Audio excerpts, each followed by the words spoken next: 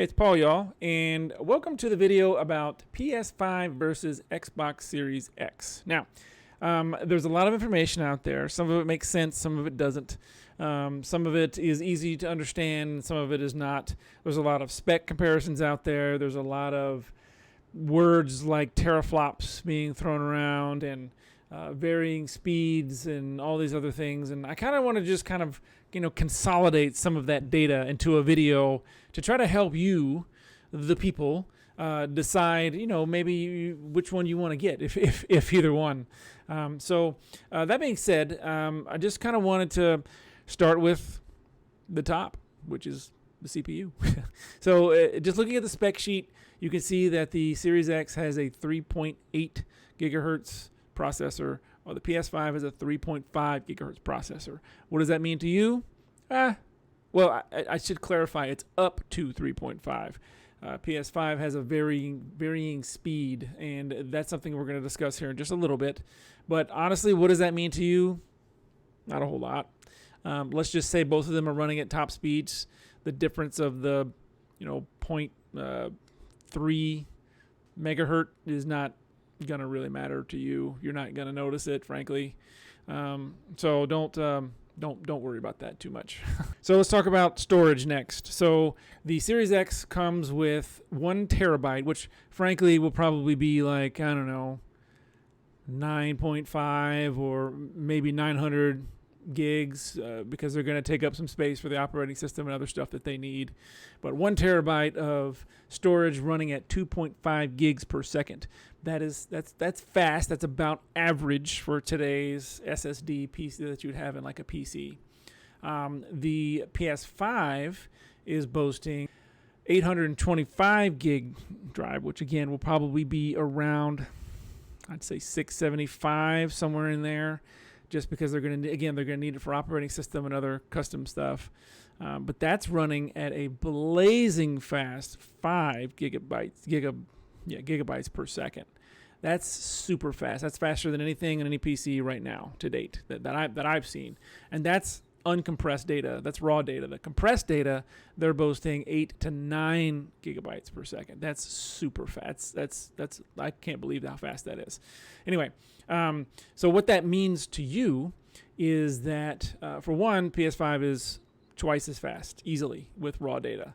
And that means load times. So if you're playing a game on a PS5, you should practically see zero load time. Some of you may have seen the demo where they loaded Spider-Man in 0.8 seconds from not on to on and playing the game in 0.8 seconds, which is believable. They were talking about how for the PS5 you could put a game like Spider-Man up, and if the character's facing, just say north, in the time that it would take the character for you to take your stick and move the character to turn around to face south, they could literally redraw the entire game in that space, in that time frame, whatever that 0.5 seconds would be. They could put that's insanely fast.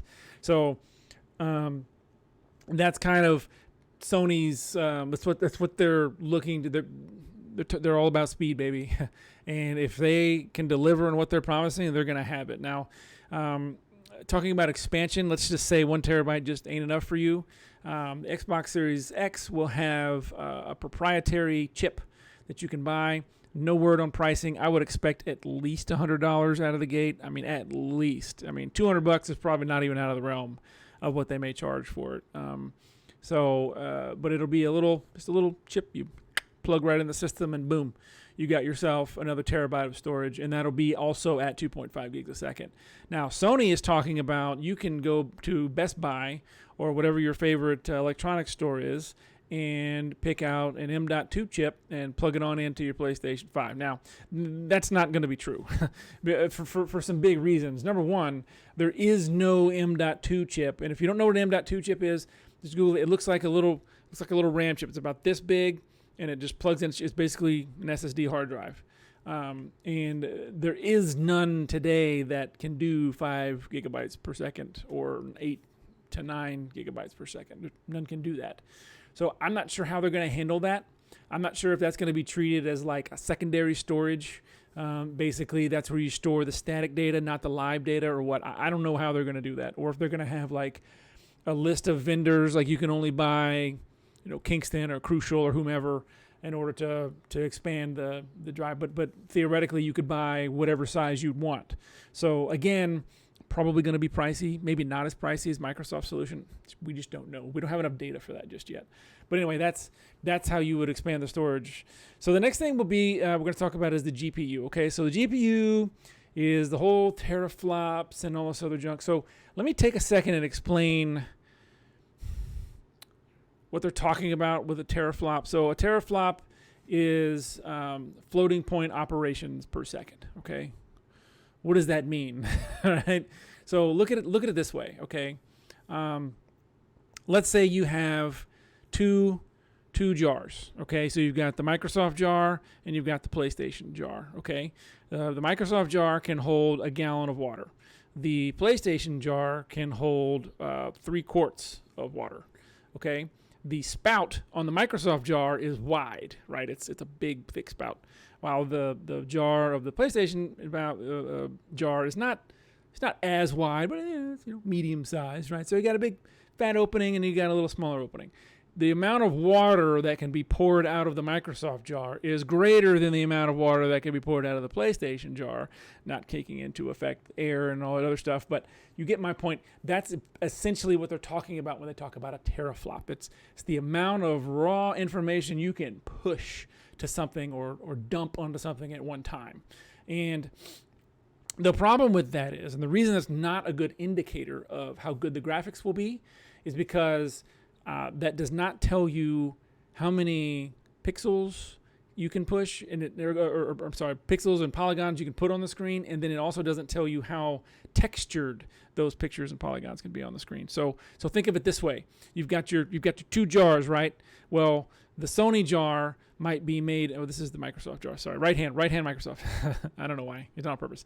The Microsoft jar could be made out of milk carton, cardboard, and the water inside could be, brackish swamp water, but it pours out real quick. While the Sony jar, it has it's made out of glass, this super fine, tempered glass, crystal from the mines of Moria glass. And the water in there is the water from the Water Boy. It's perfect, beautiful water. So I'm not saying that one's graphics is going to be better than the other. It's not the comment. To understand what I'm saying is that the teraflop just tells you how much data you can push to something. It does not tell you the quality of that data that's being pushed. Does that make sense? I hope that makes sense. It's kind of a weird analogy. It doesn't quite work on some levels. And I'm sure people who are really the tech heads are just like, oh, this freaking guy. But anyway, that's kind of what I mean. With teraflop is not really the best indicator. We don't know which is going to have better graphics, frankly. I mean, on paper, yeah, sure, Microsoft looks like it can do more, but you know what? That doesn't mean it's going to look better. It does not. It absolutely doesn't. So just keep that in mind as you do it. Graphics are going to be, it all depends on the developers and how easy the game is the systems are to develop for. It's going to determine how good the graphics are. Make sense? Hopefully, I haven't muddied the water too much. So the next thing let's talk about is RAM. All right, both systems have 16 gigs of RAM. Microsoft has 2 speeds. They have a GPU optimal 10 gigs of RAM running at 560 gigs per second, which, by the way, keep that number. Remember what I said about the PlayStation storage, how that is at 9 gigs per second, and that's like blazingly, mind-blowingly fast. Well, RAM is at 560 gigs per second. Think about that for a second. That's a direct chip plugged right into the motherboard. Like, just imagine when we get to that space with technology. But anyway, we're not there yet. Anyway, but so they have 10 gigs GPU optimized, and then they have 6 gigs that are CPU optimized at a little bit lower speed. Now, what does that mean to you and me? Nothing. Absolutely nothing. It's not like the CPU can't use the GPU RAM, GPU can't use the CPU RAM. That's supposed to be for the developers. It's supposed to be so a developer can put certain parts of their game in certain parts of the RAM, right, to make it run smoother. And this is my hand motion for moving parts of the video game around, because this is how it works. I mean, come on. So that's what it's for. It's for the developers. Now, is that going to be better?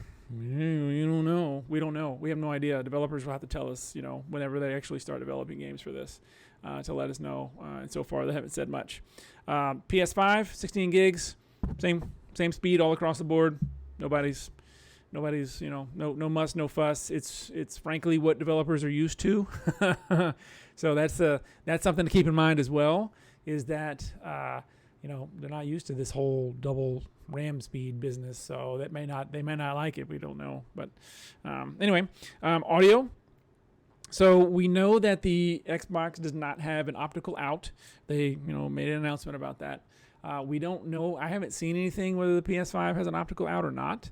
I do know that they have this. It's called the Tempest system, and it's a specifically modified GPU right on the motherboard that handles all of the audio apparently, and it's supposed to make it just amazing and everything. That's literally all I know about, is that it's called the Tempest system. It's a modified GPU, and it's right on there on the motherboard to help audio. So for audio files, that may be better. I'm not sure, but the key factor is about the optical out. Whether there's one on the system or not may not matter, because most TVs nowadays have an optical out. So if you're going to a receiver, to a surround sound, to a center channel, whatever, you should be able to do it from your TV and handle that just fine. So all the stuff that I've talked about kind of fall under the bubble of architecture, right? So how the system is architected to work, right? And as you may have picked up on, just look at a spec sheet, you can do it, or maybe listening to me. Microsoft is gearing theirs for power, right? They're giving it a huge, GPU. They're doing all this stuff with the RAM to help make things run smoother. They've got a faster, the fastest CPU they could put in there. Totally gearing for power and hopefully making it easy to develop for. Sony is gearing for speed, greasy fast, lightning speed, just to be able to start a game up. And then press start, and then boom, you're in the game already. No load times, none of that stuff. That's what they're shooting for. And the thing I mentioned earlier about the variable clock speed is that Sony has done a thing where the GPU and the CPU speeds vary based on power usage. Okay, and that's to keep down on stuff like heat. Like they don't want the system to get too hot. Heat and dust are your enemies number one and number two for any electrical system or any electronics device. Period. So they try to keep the heat low by using less power. But if it's drawing more power, then the CPU and the GPU will tick up, boop boop boop, and go up to full speed or whatever speed they need to go to. And that was kind of the point. They didn't want to draw as much power because they didn't want to generate as much heat. That's pretty much it. Is that better?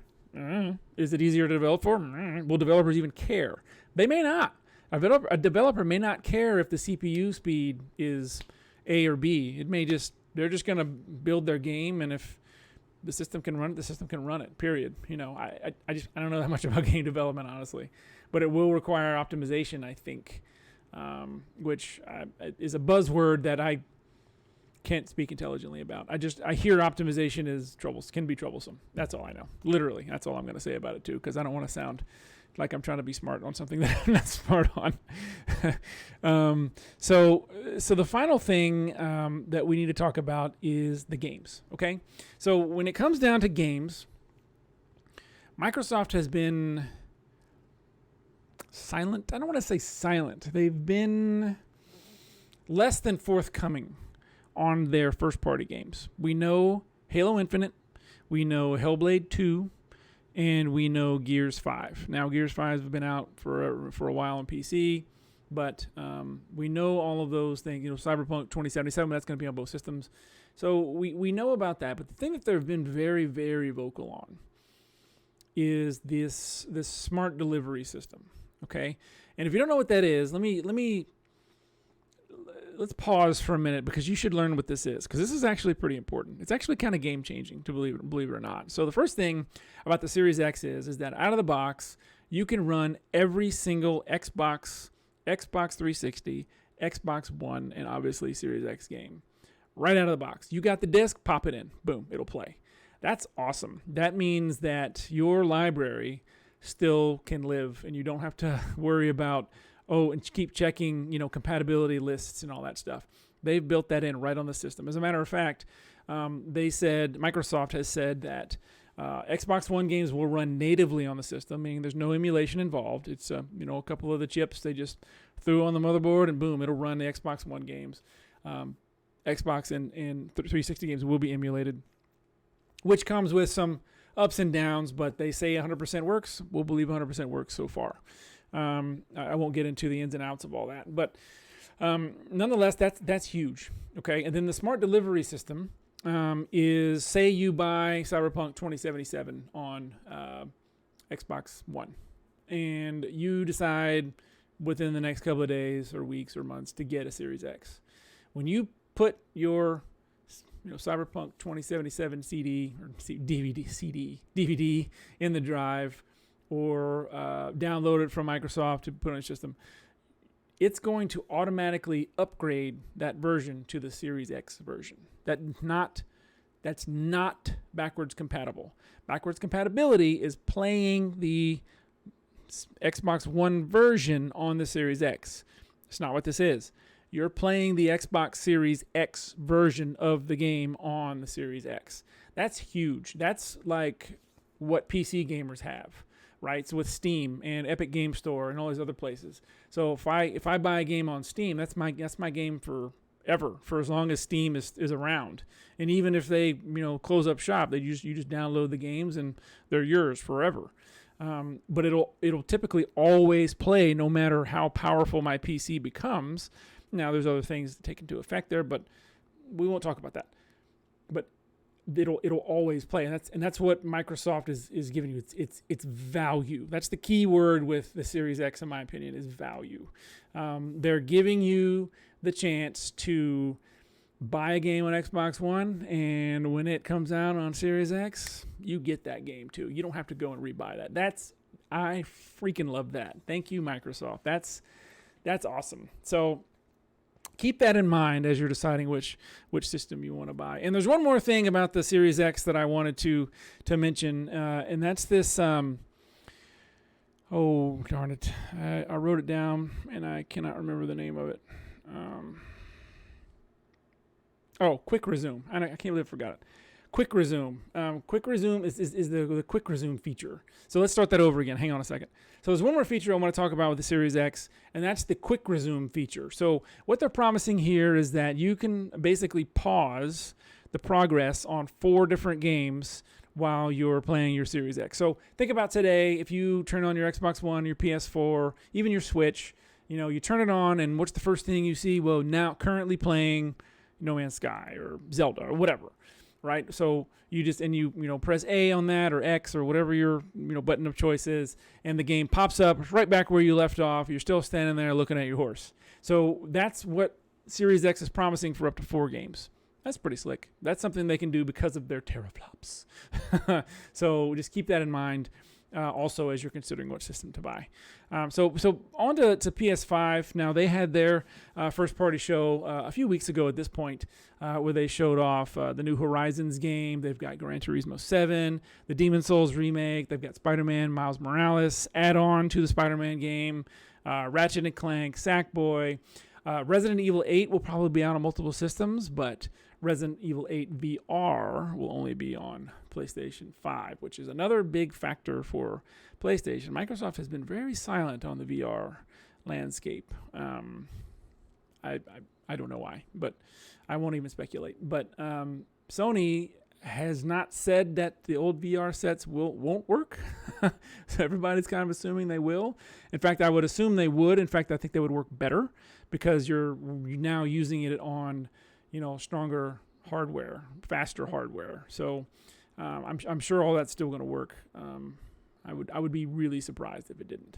Now, needless to say, Resident Evil 8 in VR is, I haven't played RE7 in VR. I heard it's just out of this world. I can only imagine 8 being all that much better. And there's a few more PS5 first party games that I haven't mentioned, but they're out there. There's a good list. We also know about backwards compatibility for PS5, their value, if you will. They have only said that they're looking at about 100 games for the PS4. Now, there's been comments that they're looking at up to 4,000 titles, but only PS4. So they're not going to be doing anything with the PS3, 2, or 1. Now, there is the PS Now, which is a thing you can do to play those games. I don't have it. I don't know how good it is, but I'm sure if you wanted that to go play some of those old games, you could probably find some of them. But it's looking like they're going to start maybe out of the box with a list of about 100 or so, maybe the top hits of PS4 games that will be backwards compatible. Hopefully right out of the box for PS5, or maybe that's their only list. Maybe they're only going to go to 100 and that's it. I just don't know. Sony has been open about not really interested in backwards compatibility, which they have the right to. I don't agree with it, but they have the right to be that way for sure. So anyway, look, that's pretty much it. I've broken down the architecture for you. Hopefully some of that stuff made sense and it wasn't all that confusing. I told you about the games that are coming out. I've told you about the positives and the negatives. I don't know. No one knows. No one knows which is going to be better. I'll be honest with you. If the dual RAM thing ends up working out and developers actually use that could be very good for Microsoft. But I'll be honest with you. The speed that PS5 is offering is going to be, if it really delivers on what it says it can deliver, and there's already been a demo of it, that'll be really impressive. I'm not going to lie. So, truth is, we're the ones that win, aren't we? The consumer. Because, when companies like this fight, we're the ones that win because we get all this cool stuff to play and be a part of and experience and talk about. So, end of the day, it's us. So we're the winners, and it doesn't really you can't lose right now at this point in time. Not to say there should be a winner or loser. That's a whole nother conversation. Let me stop that. That's a whole other conversation about winning and losing when it comes to console wars and blah blah blah. But anyway, that's it. Hey, I hope you enjoyed this video. If you did, please like it, subscribe if you haven't done so already. Check out my Twitch channel, and that's all you need.